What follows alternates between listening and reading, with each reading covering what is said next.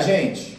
Ó, a obesidade, ela é poligênica, na sua imensa maioria das vezes. Não existe um gene único para a obesidade, tá?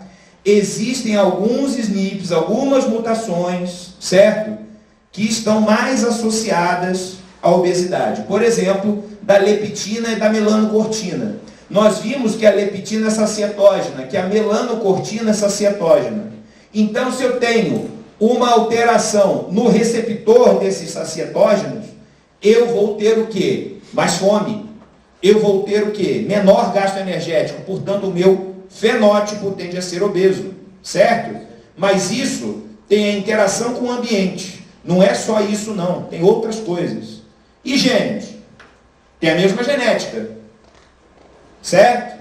Será que os dois têm que ser obesos mórbidos, assim? No caso famoso de 2 gêmeos que foram o Gugu Liberato, né? Para fazer cirurgia de redução de estômago.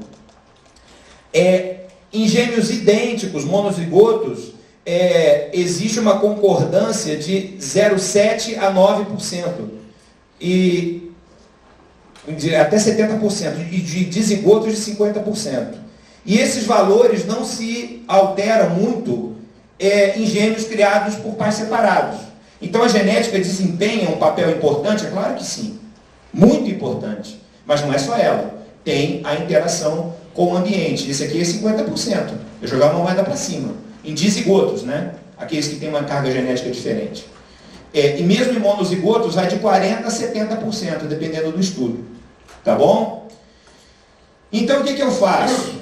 A obesidade é um fenótipo complexo, multifatorial, e eu preciso ter medidas antropométricas, bioquímicas, exames de imagem, avaliação de gasto metabólico.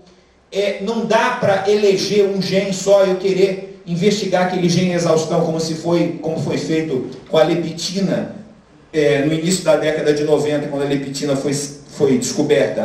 Descobrimos a molécula que cura a obesidade. Depois viu que não dava, porque, como a gente viu hoje cedo na aula de controle do metabolismo da saciedade, são vários controles. O mecanismo é feito para dar certo. Então não adianta você querer controlar uma variável só. São muitas para controlar. Esses são os principais genes estudados, tá? Esses aqui. Tá bom? FTO, esse é o mais estudado de todos. FTO. Gene, Fat, Mass and Obesity. Por quê? Com esse gene, o sujeito portador desse gene tem um menor gasto energético. Ele lá sentado, parado, vendo televisão, ele gasta menos energia do que você que não tem esse gene. Então ele tem uma tendência à obesidade. Ele tem uma tendência a guardar. Certo? Mas se ele tiver só esse gene e tiver outros genes favoráveis, vai ficar legal. Né? É como fazer comida. Às vezes tem uma parte da comida que não me agrada. Olha, está meio sem sal, mas o resto da comida está gostosa. O ponto está legal do filé, né? A textura está boa, o cheiro está bom, está bem temperadinho. Legal. Daí, está um pouco sem sal, mas está valendo. Agora, se tiver sem sal, sem tempero, no ponto errado, já vai dando problema.